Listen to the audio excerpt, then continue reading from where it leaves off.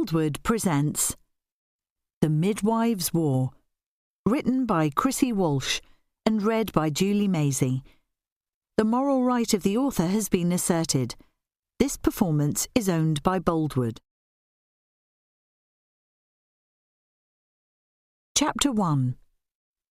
Summer 1969. Kilmallow, County Cork, Ireland. Grace Brady opened her eyes, her dream dissolving into a different world. Gone were the wind-swept airfield, the greasy smell of engine fuel, and the low droning of a Spitfire circling the sky, then landing with a rattling thud on the tarmac. Gone was the lithe young man leaping from the aircraft and running towards her, his flying jacket hanging open and his blonde hair flopping over his forehead as he ripped off his helmet. Slowly, her bedroom came into focus. Early morning light filtering through the white linen curtains and onto the flowered wallpaper. Lying perfectly still, she drew several deep breaths and waited for her heart to stop its pounding. Then, still feeling slightly disorientated, she pushed aside the bedclothes, swung her legs over the edge of the bed, and planted her feet firmly on the floor. She didn't have time for dreams. In the kitchen, the shadows of the night behind her, she began the ritual of the day. When that was done, and the loaded plates keeping warm in the Aga, she washed her hands and stepped outside, exchanging the tantalizing smells of fried bacon, sausages and scrambled eggs for the heavy scents of lavender, thyme and the old-world roses she had cultivated in a plot close by the kitchen door. She loved her garden, and having been reared on the wild Atlantic coast of Clare, where rough, tough heathers and sea spurge clung to the rocky shores in the prevailing winds, it never failed to amaze her how even the most delicate, exotic plants flourished in this quiet corner of West Cork. Today was promising to be warm and dry, banks of high white clouds like giant cotton wool balls shifting slowly across the horizon. Grace gazed up at them bemusedly. For though she could not recall what her dream had been, she felt troubled by it. And having spent the last half hour over a hot stove, she stood for a moment with her head tilted and her arms outstretched, palms upward, letting the gentle breeze cool her cheeks and bare arms. Then, stepping over the old golden Labrador that sprawled dozily on the doorstep, she walked down the flagged path alongside the garden. The dog slowly eased itself upright and followed, sniffing at her mistress. Behind her, the long, low white farmhouse with its bright red window frames and half-leaf door sat serenely in the early morning light, a canopy of purple flowering clematis clinging to its gutters and snaking up over the grey slate roof. The garden path led to the stackyard, the barns and the outbuildings, and beyond them the fields where black and white cows munched the sweet grass, ignoring the frisky, inquisitive goats that spent their time exploring the hedges. Less than a mile away was the sea, and as Grace reached the end of the path with its neat border of calendula, their fiery petals aglow, she smelt the faintest tang of salty air wafting on the gentle breeze. With the dog padding behind, she crossed the stackyard towards the barn, the satisfying sound of gravel crunching under the soles of her stout black shoes. The dog nuzzled her hand, its wet tongue making her aware of its presence, and she stopped where she was to fondle its thick golden coat. Then, commanding the dog to stay, Jess, she sang out, "Michael, Larkin, breakfast's ready." Larkin was the first to appear, his fleshy, weather-beaten face breaking into a wide smile. He had a prodigious appetite, a big, beefy man in his late 60s. Her husband had forearms like hams and hands as big as shovels. He lumbered up to Grace. "I'm ready for it," he said, patting her in much the same way as he patted his collie dog Satanta. Dwarfing her with his huge frame, he smiled down at her, the breeze lifting the tufts of his salt and pepper hair that had once been a deep shade of auburn. "It's in the hangar, ready for lifting," she replied, in the same way she did most mornings, flicking back her hair and grinning pertly. Lorcan grinned back. Her own tresses were a tangle of glossy black curls, and her flawless skin and slender figure had Lorcan thinking nobody would ever guess she'd never see 45 again. He ruffled her hair affectionately. "I'll away on in, make a start," he rumbled. "The young fella's right behind me." He headed for the kitchen, his step surprisingly brisk for a man of his bulk. Grace smiled fondly at his departing back. There was much to love about kind, generous Lorcan, but she had never been in love with him. They had first met more than 20 years ago, and at that time she had no room in her heart for any other man. She had given it away some 7 years before she married the gentle giant, and she had never reclaimed it. Lorcan knew this, for she had never lied to him, and theirs was a marriage built on mutual. They were happy. Grace averted her gaze to the barn, peering across the distance into its gloomy shadows as she waited for her son, Michael. He had been 4 years old when Grace had married Lorcan in a hastily arranged ceremony at a registry office in Doncaster. They had known one another for less than 3 weeks. 2 days after the wedding, they had crossed the Irish Sea to go and live with Lorcan in County Cork. It had been a dreadful crossing, strong winds buffeting the ferry from Swansea to Cork, the passenger lounge thick with the smell of vomit, and Grace's nausea made worse by her fearful apprehension of what lay before her. Could she find it in her heart to be a proper wife to Lorcan? Would his friends and neighbours accept her? Or might they think that she, more than 20 years his junior, was nothing other than a gold digger, taking advantage of a lonely middle-aged confirmed bachelor who had been living a solitary life until she came along? And what would they make of the child? She need not have worried. Lorcan had enough love for all of them, and more besides. From the start he had cherished his newly acquired family with such gentle love and kindness that they had very easily learned to return it. Grace had buried the misery she had suffered in the years following Michael's birth in the deepest corner of her mind, and in no time at all, Clonahooly Farm, in the pretty little village of Kilmallow, had proved to be a haven of peace and security. By the time he was 5 and ready to start school, Michael had, like all young children, retained few memories of his early years. For him, life was all about Mammy and Daddy and the everyday happenings on the farm. However, almost everyone in the little gossipy village knew that he wasn't Lorcan Brady's natural son. Grace, afraid that he would hear it in the playground, had taken him to one side and gently told him the truth. "Your real daddy was another man I once knew. He didn't know he was your daddy because he went out of my life before you were born." Then, struggling to make what she had said seem unimportant, she had forced her eyes to sparkle and smiled brightly as she added, "So I had to find a new daddy for you." With the innocence of the child he then was, Michael had accepted the facts. He had looked at her with his father's clear blue eyes and frowned. "Like Jess's pups," he'd said thoughtfully. "Their dad's Hogan's lurcher, but she lives with Satanta and us." Grace had managed a wobbly smile and replied, "Yes, something like that." At that time, Michael had required no but in later years, when he was old enough to be curious, he had asked Grace about his real father. On learning that he had been a Spitfire pilot in the war, Michael had for a while fantasized about him, imagining him to be a hero. But as he matured, he reasoned that whoever his birth father was, he was of no consequence, and he rarely, if ever, thought about him. As far as he was concerned, he was Lorcan Brady's son. Michael considered himself blessed. Now, out he came, and as he turned to close the barn doors, behind him a ray of sunlight flashed on his cheekbones, turning his recently acquired stubble to pure gold.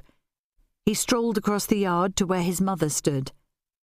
Grace's breath caught in her throat.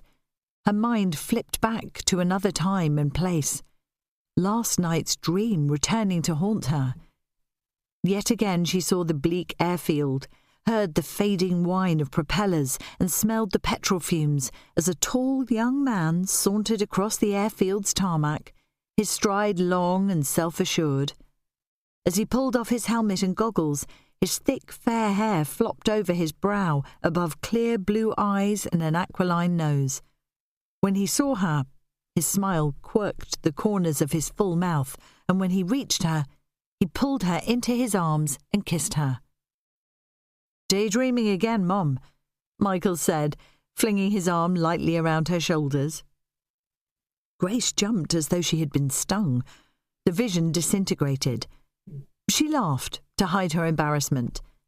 What would he think if she were to tell him? They began walking across the stackyard, Grace's thoughts in tatters and her feet feeling as though they didn't belong to her, even though the crunching sound of gravel under them let her know exactly where she was. She liked the feel of Michael's arm across her shoulders and missed its warm weight when he removed it to tell her about the calf he had delivered earlier that morning.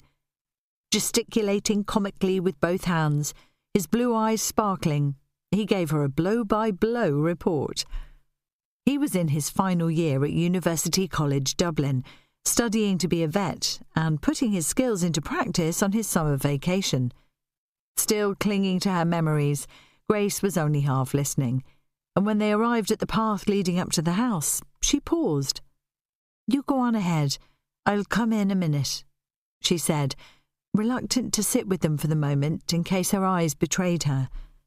Michael loped up to the kitchen door, Grace's heart aching as she watched him go.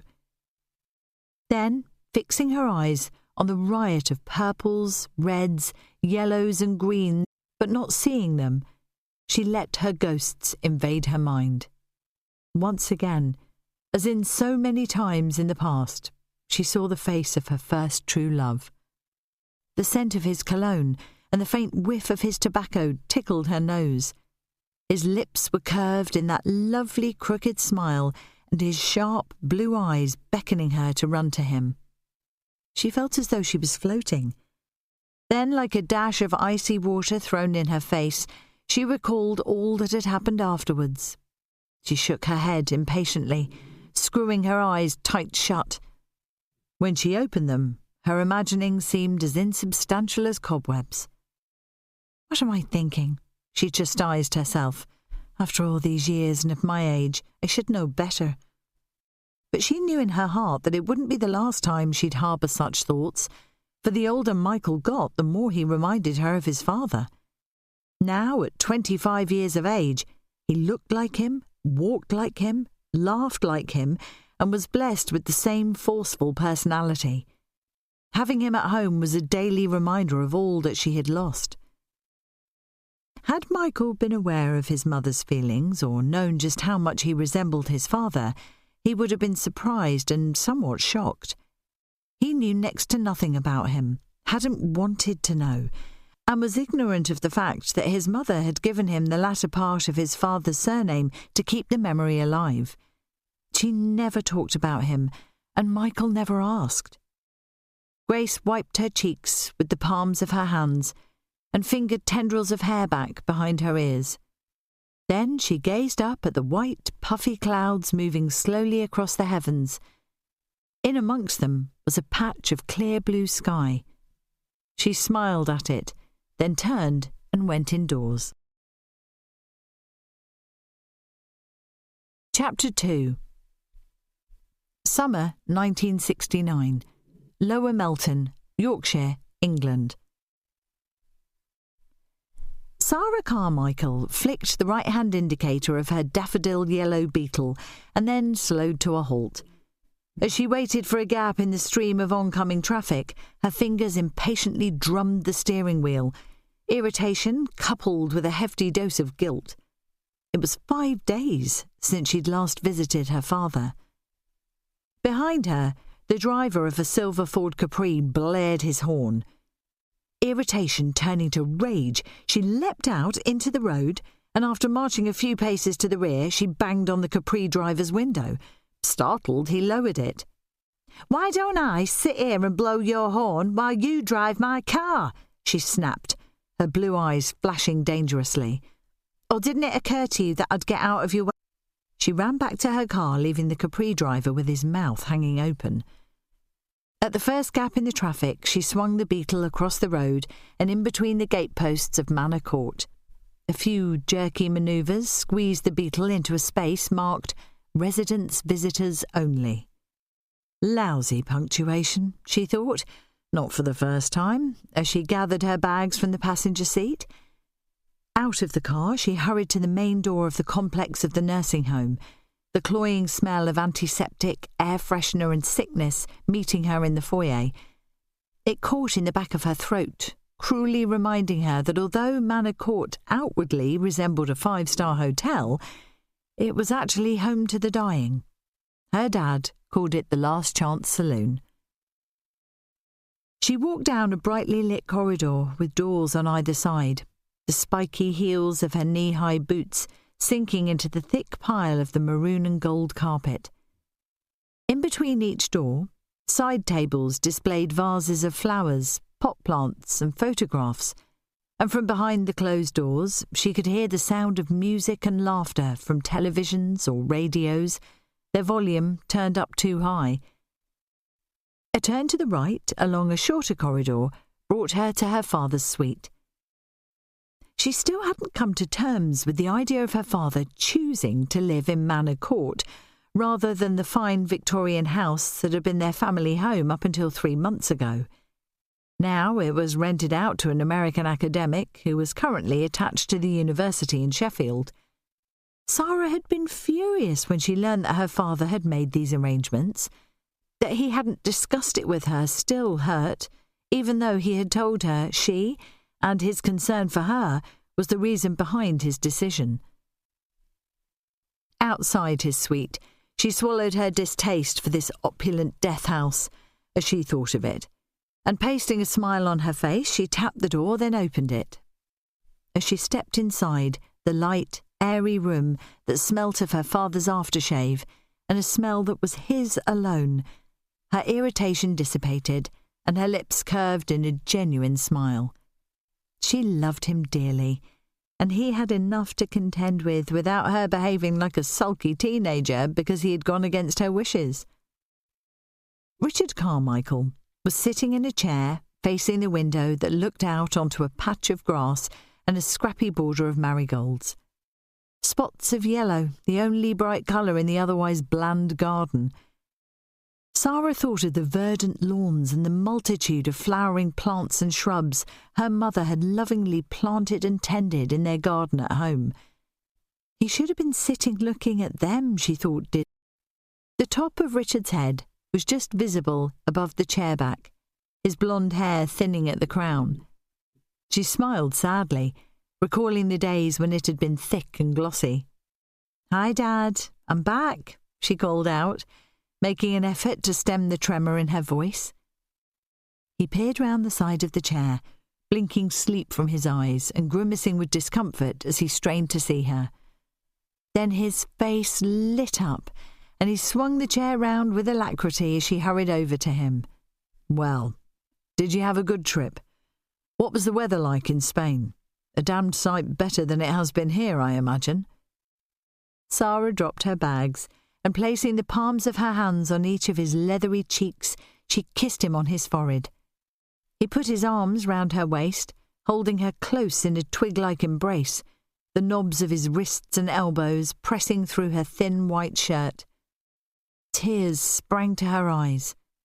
He was wasting away, and there was nothing she could do to prevent it. "Hot and sticky," she said as he released her. The models were peevish, and the guy whose swimwear they were promoting was so far up his own backside that he was in danger of disappearing. Her father laughed, a strong rumble from deep in his chest. It was one of the few things about him that hadn't changed. "I'm sure you soon chivied them into order," Richard said, knowing that his daughter had inherited his temperament for getting things done. Sarah chuckled. Let's say we got the shots we wanted. Lots of oiled, bare brown flesh with not a blob of cellulite in sight, and sunglasses as big as wing mirrors hiding dilated pupils in the bags under their eyes. Tristan was in a filthy mood and took his temper out on me as usual, but apart from that, it was grand. She detested having to assist at fashion shoots, but they were bread and butter money. She far preferred photographing landscapes and ordinary people going about their everyday business. But at 23 years old and fresh out of Goldsmiths, she was still learning and had to go where the agency sent her. "You've caught the sun," her father said admiringly as she pulled up a chair and sat opposite him, her fashionably short yellow leather skirt showing off her slender legs. "It's kissed your hair. It reminds me of your mother." Sarah ran her fingers through her streaky blonde bob, then patted her thick fringe, flattered to be likened to her late mother, an elegant woman to the end. Helen Carmichael had died suddenly almost 2 years ago, shortly before Richard had been diagnosed with bowel cancer. The death of a vibrant, seemingly healthy woman and it had taken some time for them to adjust to life without her. After Helen's death, Sarah had shared her free time between London and Higher Melton, dashing home whenever possible from her bedsit in Chelsea to keep her father company and make sure he was managing his illness. Then, just as they were learning to cope with their loss, they had been hit by the bombshell. Richard's cancer was terminal. The surgery hadn't cured him, and he wasn't a suitable candidate for chemotherapy. Sarah was devastated when she learned that his life expectancy was limited. 2 years, his consultant had said. Immediately, she offered to give up her job and move back home, but Richard robustly refused to hear of it. Mrs. Briggs, the part-time housekeeper Helen had employed, popped in on a daily basis, and the district nurses called with him regularly. He continued to oversee the small firm of architects that he owned, and went to his club and visited friends. And as 1 year ran into 2, Sarah began to believe that the doctors had made a mistake. The cancerous cells weren't metastasizing after all. She clung to this belief like a limpet clings to a rock on the shore, even though her eyes told her that her father was wasting away, his tall, muscular frame shrinking, and his handsome features drawn and weary. Then, 3 months ago, on her last weekend at their family home, he had told her he was moving to Manor Court. It had all been arranged, and now there was nothing she could do but accept his decision. Carrying on with her work and leading the life she had led before his illness seemed to please him most, and she had resigned herself to doing just that, albeit that she came to see him at every given opportunity. It was her dearest wish to make what time he had left as happy as she possibly could. Now, sitting across from him, Sarah noticed that the colour of his eyes had lost their intensity. The striking blueness that had captivated many women in whose company he happened to be now paled to an opalescent grey. It tugged at her heart to witness his gradual decline, and she wanted to cry out to the heavens to put a stop to it. Instead, she told him a few more interesting or funny incidents from her time in Spain. Richard enjoyed the vicarious pleasure of his daughter's experiences. She deliberately avoided asking him about his condition and how he was feeling. She knew he didn't want to talk about that. A tap on the door interrupted their chatter. They turned to find Mona, hovering in the doorway. The nursing orderly was a big, blousy woman with a mop of peroxide blonde hair and she gave them both a wide smile, all teeth, as she came further into the room. "Hello, Dickie, and how are we today?" she caroled, pushing her trolley over to the side of his chair. Sarah saw the glint in her father's eye and waited for the sharp riposte. Richard sat up straighter in his chair and fixed his eyes on Mona. "I'm Richard, and I'm feeling quite well, Mona. Thank you for asking," he replied, his tone as sharp as vinegar. As for Dickie, he's not here, so I can't speak for him." Sarah hid a smile, thrilled to see that her father still had enough spirit to rebuff Mona's prattle, and just as annoyed as he was at Mona's condescending use of the word we. It certainly wasn't royal, and the abbreviating of his name. Richard glanced Sarah's way and winked wickedly. Sarah grinned back. "Now then, open up like a good boy," Mona trilled, holding out a tiny pot of tablets in one hand and a glass of water in the other. Richard downed the tablets and placed the pot and the glass on the trolley. Then, raising his gaze to meet Mona's, he gave her a simpering smile, laden with cynicism. Sarah suppressed the urge to laugh out loud. "Celia will be along with your tea in about half an hour. It's salmon en croûte," Mona said enthusiastically, grabbing her trolley and clattering out into the corridor, then bawling out, "And chips!" "God spare me from that woman," Richard groaned as the door closed behind her. "And the salmon en croûte. It'll be cooked within an inch of its life." "You don't have to stay here, Dad," Sarah said heatedly. "We can find somewhere else to live. I'll look after you and—" She lightened her tone. "I promise not to call you Dickie." Richard heard the plea in her voice and raised his hand, silencing her in a weary, half-amused manner. "No, Sarah, we've been over all that. I flatly refuse to burden you with my problems, so let's not go into that again." Sarah gave a resigned shrug. It was pointless to argue.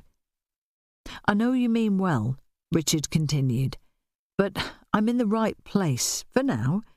And anyway," he gave a lopsided grin, "Monty needs the business. He's invested everything he has in this place." Philip Montgomery was a friend from the days Richard had been in the Royal Air Force.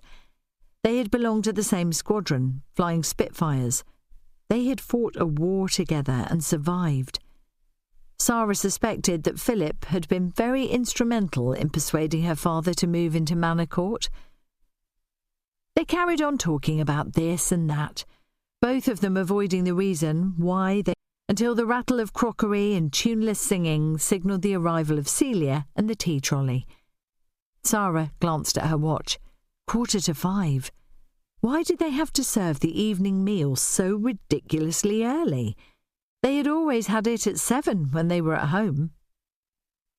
Celia gossiped about the weather as she laid the table, offloading a dish of wilted salad and a pot of tea, along with the salmon en croûte and chips. The smell of fish was overpowering. His room would stink for the rest of the evening, Sarah thought miserably, and pictured the spacious, airy dining room they had had at home. Richard got to his feet, flexed his wasted muscles, and walked over to the table. Sarah, painfully aware his forced, sprightly gait was for her benefit. She loved him all the more for it, and swallowed the tears clogging her throat. She took a magazine from out of her bag. "Eat up and enjoy, and I'll catch up with the latest news in the nefarious world of fashion," she said in a jolly voice, keen to spare him the indignity of trying to choke down his food and hold a conversation at the same time. She kept her back to him and began flipping through the pages. Richard picked reluctantly at the salmon. He pulled a face. The chef who dreamed up the idea of caging fish in cast-iron pastry should be boiled alive in one of his own stew pots, he growled, pushing the plate aside. Sarah glanced up from her magazine, disappointed to see how little he had eaten. He got up from the table. "Be a dear and make a strong pot of coffee to wash the taste away." He went and sat in his chair by the window. They'd had a good laugh about the coffee maker in the little kitchen recess on Sarah's first visit. "Courtesy of ex-Wing Commander Montgomery," Richard had told her when she'd commented on it. And I quote, he'd waved the forefingers on both hands, "just one of the extra little luxuries that Manor Court provides for its clients, still compass enough to use one if you think you're up to it." I told him, "Decent of you to acknowledge I've still got my faculties, Monty. It's my small intestine I've had removed, not my bloody brain." Sarah smiled as she made the coffee, reminded that her dad hadn't lost his sense of wry humour. When it was ready, she resumed her seat next to his. "Well, how's your love life?" He sipped the strong black brew, then pursed his lips appreciatively. "What's the bold Julian up to these days?" "Sulking," Sarah replied and grinned.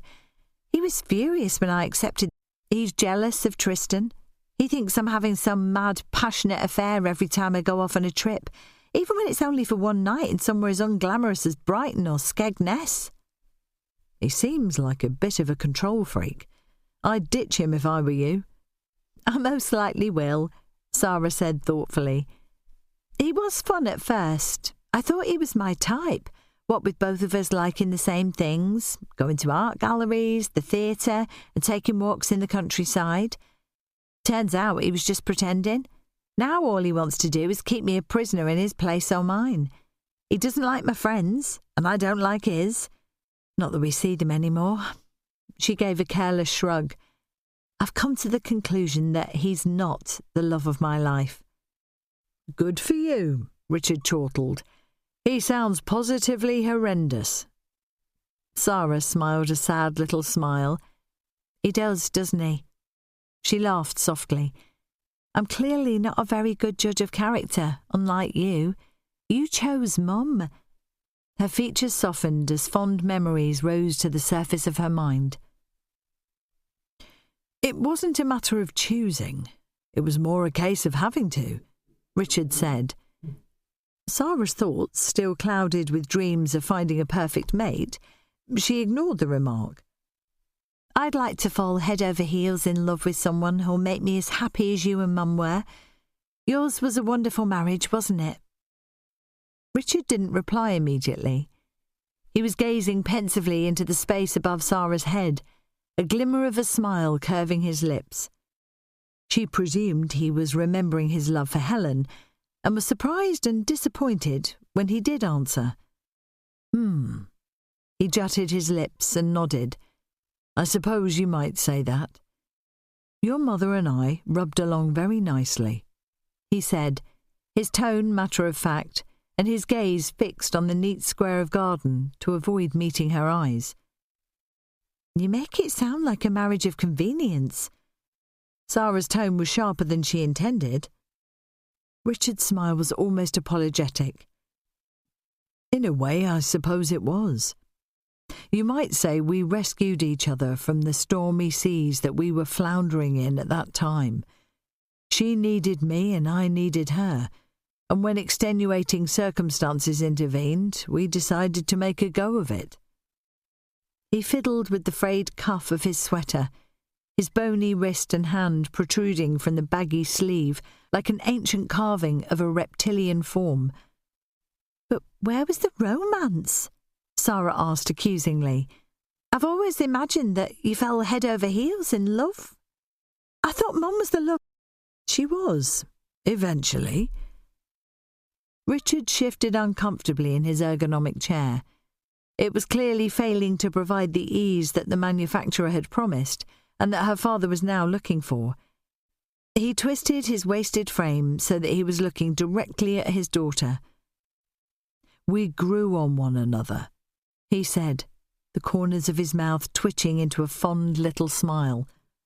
"Grew on one another? Now you're making it sound as though you were a couple of parasites, fungus or lichens at best." He heard the hint of disgust and gave a raspy chuckle, his Adam's apple bobbing inside his shirt collar that only a few months before had fitted snugly and was now sitting proud of his scrawny neck. "It was nothing like that," he protested. "Then what was it like?" Sarah urged. "Here you are, likening all those years of marriage to Mum as though it was a business transaction, when, as I've already said, I thought yours was a true love match." "I wouldn't say that," he said softly. "The two people who conceived you and brought you up grew to love one another, and dearly loved you. But before that time we were people you wouldn't recognise. We both had had a life that was very different to the one you shared with us." He closed his eyes and folded his hands across his chest, shrivelling inside his baggy cardigan and shirt, his thoughts drifting to a time and place in which Sarah had no part. Sarah's heart lurched. He was wasting away before her eyes. She was losing him ounce by ounce, and soon all the happy times they shared, their heated discussions, or lively debates, as he liked to call them, would just be memories. Who would she have then to confide in, to pour out her innermost feelings and be listened to without judgment? "What life?" she asked, her voice barely above a whisper. "Tell me," she urged. Her words drowned out by a sharp rap on the door and the rattle of a trolley's wheels as Raj barged into the room. Richard's eyes flew open, and he adjusted his position so that he was sitting up as perky as a turkey cock. Sarah knew that this was for the benefit of the resident male nurse.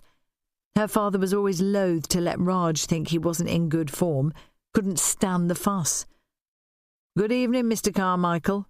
The sleek young Indian nurse addressed Richard deferentially, then smiled at Sarah. "I see your daughter is visiting. That is nice." "Yes, it is," Richard replied tetchily, annoyed by the intrusion. "Raj, I just need to check your sodium levels." He lifted a pressure strap from the trolley. "Sleeve up, please." Richard fumbled with his cardigan sleeves, exposing his arm above the elbow. Raj applied the strap and then deftly took the blood sample, his long brown fingers gentle and efficient.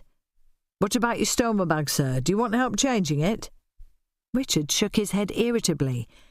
"My fingers might be clumsy." He wiggled his hands. "But they're mine, and they're the only ones I want fiddling with the private parts of my body." He softened the curt reply with a smile and muttered, "Thank you for asking." Raj returned the smile and left. When he'd gone, Sarah looked expectantly at her father, wanting him to continue with his story.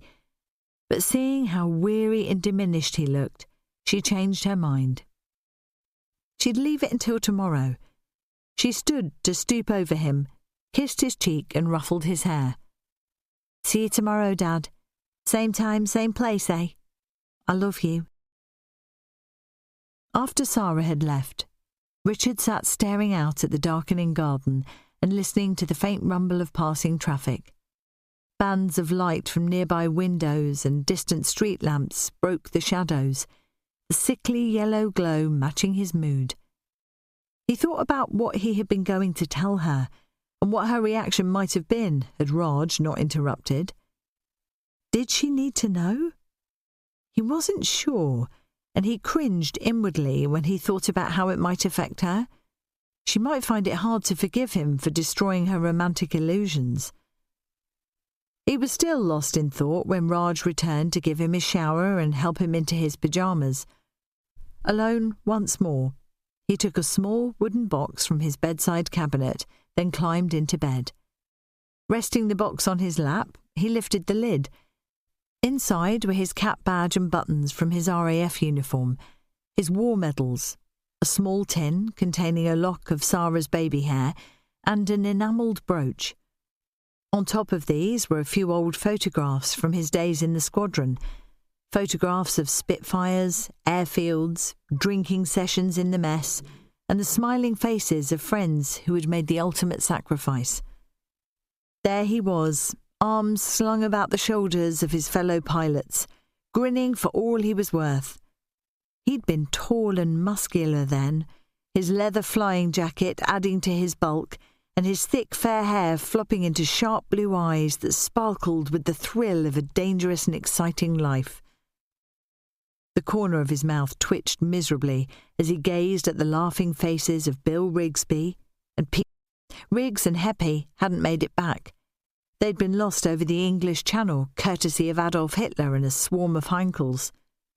They weren't the only friends he had lost, but those two had been like brothers. He missed them still.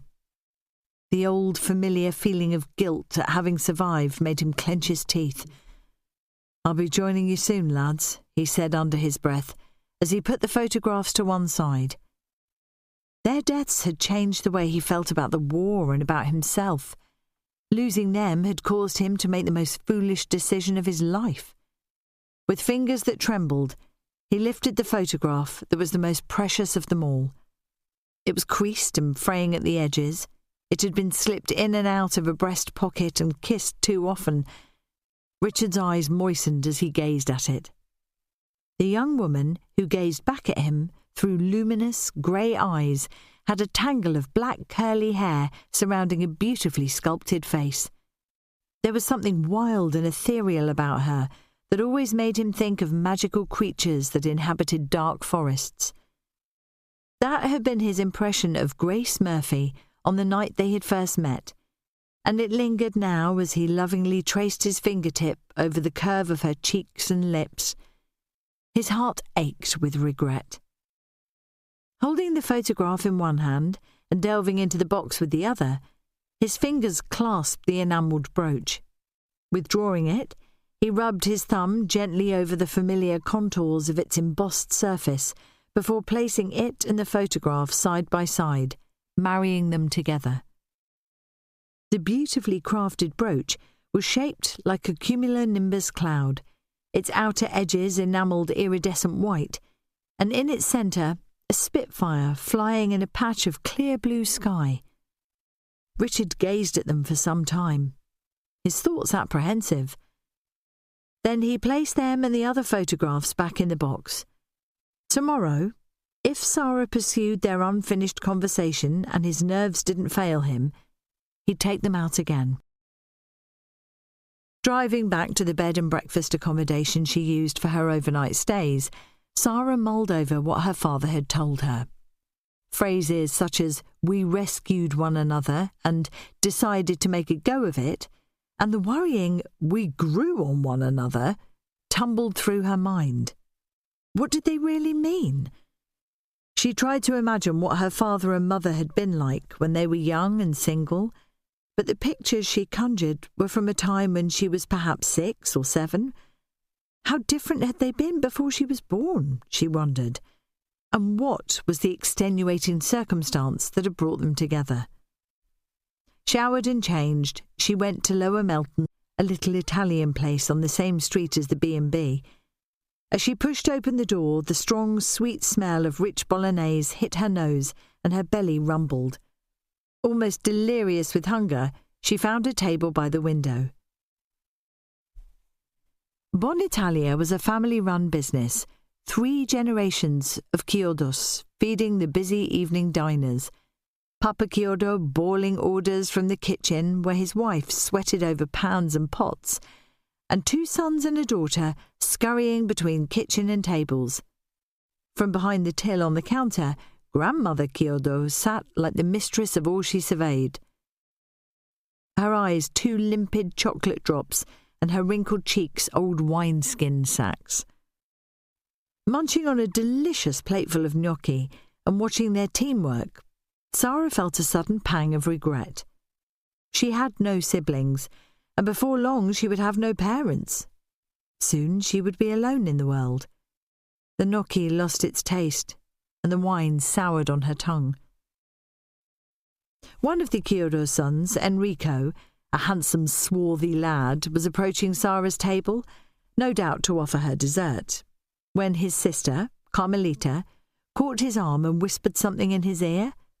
They giggled together, their eyes on a table in the corner. Sarah followed their gaze. A stout, elderly man was sitting with a blonde half his age. He was stroking her arm, a lascivious smile on his face. Sarah glanced at the brother and sister.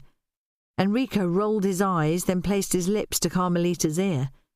She whirled away, laughing. Sarah watched them enviously. How nice it must be to have someone to share an amusing moment with, or to share the pain of watching a parent die. When Enrico arrived at her table, she paid her bill and left. She had never felt more alone. Back in her bedroom at the B&B, the feeling of loneliness persisted. It was a warm night, the air in the chintzy little room stuffy, and the lingering smell of the previous occupant rather unpleasant. Lying on the narrow bed, unable to sleep, even though she felt dog-tired, Sarah stared into the void that her father's demise would leave behind and summed up her future. She'd still have a job she loved, and friends for company, but without him, life wouldn't be the same. Of course, she wasn't entirely without family to turn to, but that was neither practical nor appealing. Her father's younger brother and his family lived in Canada, and her mother's sister had married and then migrated to Australia shortly after the war. Sarah had met her cousins when their families returned for the funerals of her mother and then her maternal grandparents. But apart from that, only the annual Christmas letter kept her in touch with their lives. However, her paternal grandmother was still very much alive and living in the house in Higher Melton that had been Richard's boyhood home. Sadly, Sarah had never got on with the imperious Cecily Carmichael. As a child, she had been afraid of the brittle, snobbish woman who thought children should be seen but not heard. Sarah's opinion of her hadn't altered over the years. She was no longer afraid of Cecily, but her supercilious attitude and her selfishness still rankled. Her grandmother had sneered at Sarah's choice of occupation, saying, "Such a frivolous, rather tawdry way to earn a living, my dear. What sort of men do you expect to meet in those circles? Politics would have been a wiser choice." Cecily was a social climber of the first water. According to Sarah's dad, Cecily had always courted what she considered to be the elite of society, her days filled with lunches, bridge parties and influential gatherings. She had alienated her younger son Stephen to such an extent that at 17 he had left home and gone to live in Canada, thus denying his father, Garvey, and his brother Richard the pleasure of his company. Worst of all, Cecily looked on Richard's illness as an inconvenience, as though he was letting the side down by succumbing to ill health, and he not yet 50. Consequently, her visits to him were few and far between, and her lack of sympathy for his condition not at all motherly. Little wonder that Sarah's dislike for her had intensified in the past 2 years. Her father tolerated his mother with wry forbearance. "She's always been the same," he told Sarah when, after one of Cecily's rare visits, Sarah had expressed her disgust at her grandmother's callous attitude. Richard had laughed it off. "She's squeamish when it comes to people who don't meet her high standards, and I don't quite cut the mustard these days," he'd said, practically, before wistfully adding, "In fact, I don't think I ever did."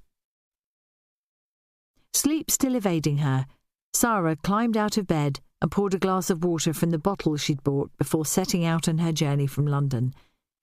Sitting by the window, gazing out to the street below, she conjured up a picture of the hard-faced, overdressed woman that was her grandmother. Poor Dad, she thought, as she sipped the tepid water. Fancy having to live with a mother like her. He must have had an unhappy childhood. That thought sent her mind down. She recalled how earlier that day he had told her he had been a very different person to the one she had grown up with, and it now made her realise how little she knew about his earlier life. He sometimes told her amusing anecdotes about his days at boarding school or his time in the RAF, but that was all they were, funny stories fondly remembered. Unlike most young people who were only interested in the immediacy of their own lives, Sarah hadn't delved deeply into his youthful past. But tomorrow she would, she told herself firmly, as she climbed back into bed. Chapter 3. Summer 1942. Doncaster, Yorkshire. Grace Murphy gently placed the tiny baby into a crib in the nursery at Doncaster Royal Infirmary.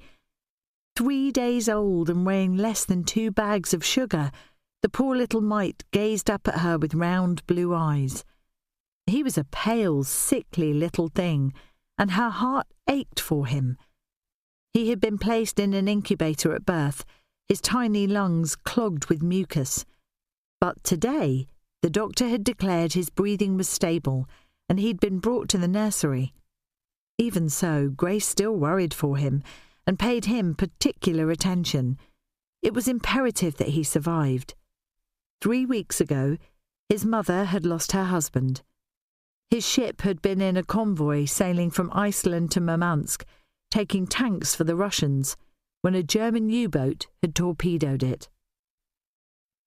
Leaving the baby to sleep, Grace wandered along the row of cribs, looking with a practised eye at more than a dozen babies wrapped like mummies in tight white sheets. Most of them were sleeping, their rosebud lips put-putting as their tiny chests rose and fell. 1 or 2 grizzled, their mouths and eyes wide open. Grace settled them before their whinges changed to full-blown screams. The slanting rays of a watery late-afternoon sun outside the long, narrow windows signalled that she was coming to the end of her shift. Grace paused for a moment, listening in the near silence, and, satisfied that her little charges were all peaceful, she tiptoed from the nursery and out into the corridor. Clodagh Flynn came skipping towards her, wearing a big grin and her green eyes sparkling. "I was looking for ye," she said, slightly out of breath. "There's a boss going to the RAF camp tonight at 7:30. Will we go, do you think?" Grace wasn't sure she felt like dancing, but it was Friday and she was off duty that weekend. She heard the eager pleading in Clodagh's voice. "Go on then. It's bound to be better than sitting at home listening to Patsy talking."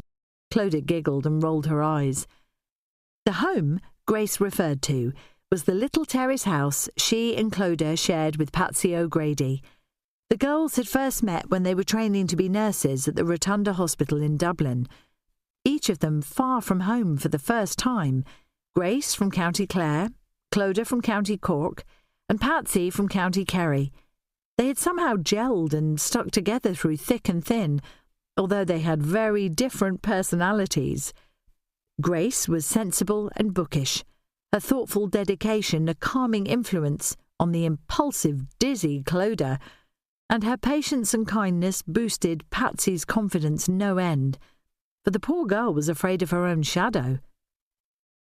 By the time each of them had celebrated their 21st birthdays, they were fully qualified and ready to take on the world.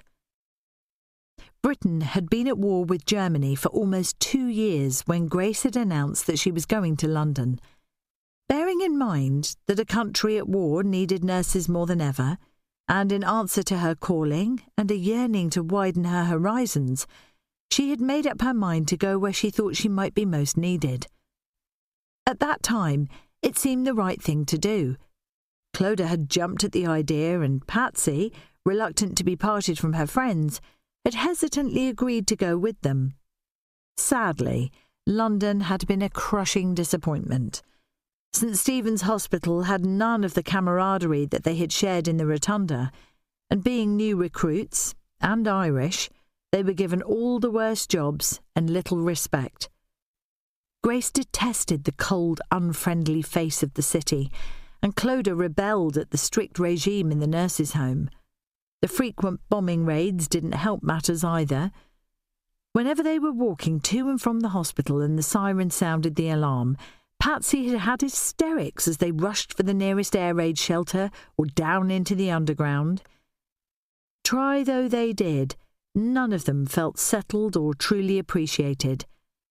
When Clodagh's aunt wrote to say that nurses were needed in Doncaster Royal, Clodagh couldn't wait to shake the dust of Camden from her feet, and Grace was also ready for a change of scenery. Patsy tagged along, afraid to stay on in London without her friends. Grace considered it to be a wise move. While standards in the Royal were high, they were not as intense as the impersonal regime in London, and for the first time since leaving the Rotunda, she felt valued and respected. Furthermore, the people in the north of England were much friendlier. Their accents were different from Londoners, words like about and down sounding like and they said that's instead of you've. They laughed when Grace asked them to explain, and unlike the Londoners, they didn't look down their noses when they heard her Irish accent. It was fair to say that Grace liked Doncaster and its people, and she loved her job. "Hurry up and get finished," Clodagh said, jigging from foot to foot. "I'm nearly ready," said Grace. "I'll just go and tell Mrs. Butterworth that her baby's sleeping peacefully, then I'll meet you at the main door." Clodagh's eyebrows shot up in dismay. She was inclined to think that Grace got too involved with her patients. "Don't be long. We don't want to miss the bus," Clodagh protested, walking in the direction of the nurse's cloakroom. Grace hurried to the maternity ward. Doreen Butterworth looked anxiously through red-rimmed eyes at Grace as she approached her bed. "Did he settle all right?" "Like a lamb," Grace replied. "I just wish they'd let me keep him here by my side so I could keep an eye on him." Doreen was tearful. "He's so fragile he could slip away at any minute." "There's always someone on duty in the nursery room, Mrs. Butterworth. They'll watch him for you," Grace assured her, even though she knew it wasn't strictly true. In the busy, short-staffed hospital, the nursery was frequently left unattended for periods. "What you must do is concentrate on building up your strength." Grace looked pointedly at the barely touched plate of food on the bedside table. She smiled encouragingly into the pallid face of the frightened, weary woman whose husband had lost his life when his ship was torpedoed. "You owe it to your son to get plenty of rest and nourishment so that you'll be well enough to take him home when he's ready," Grace continued. "He's going to need his mother for years to come." Doreen managed a wan smile. "I know what you mean, and I will try, but I don't like boiled haddock, and the mashed potatoes full of lumps." She started to weep. "And I've no appetite, because I can't stop thinking about my Norman freezing to death in the Arctic Ocean. We don't even have a grave to visit. He'll never know he has a son, and the baby will never know his dad," she sobbed. Grace glanced surreptitiously at the watch pinned to her apron, but she knew she wouldn't ignore Mrs. Butterworth's distress. "Sure he does. The dead know everything. At least that's what we Irish believe. He'll know, and he'll be looking out for you and his son." Grace sounded supremely confident. Doreen blinked back her tears. "Do you really believe that?" She sounded awfully doubting. "Of course I do," Grace replied fervently. "God's good, and they're all watching over you and the baby." Doreen had had a long and arduous labour, and at that moment looked 10 years older than her 25 years. She looked thoughtfully at Grace. "You Irish have great faith, don't you?" She gave a sad little smile. "Maybe you're right. It's time I booked myself up and started to believe that I'll manage without him. I have to, for baby's sake. He's all I've got now." "That's the spirit," Grace said, relieved to hear her patient looking and sounding more positive. She plumped Doreen's pillows. "Now you get some rest, and I'll see you on Monday. I'm off this weekend, but don't you be worrying. I'm leaving you and baby in good hands." After giving her a warm, parting smile, she hurried from the ward. In the cloakroom she pulled on her navy blue cloak with the red braid trim and then dashed down the corridor to the main door.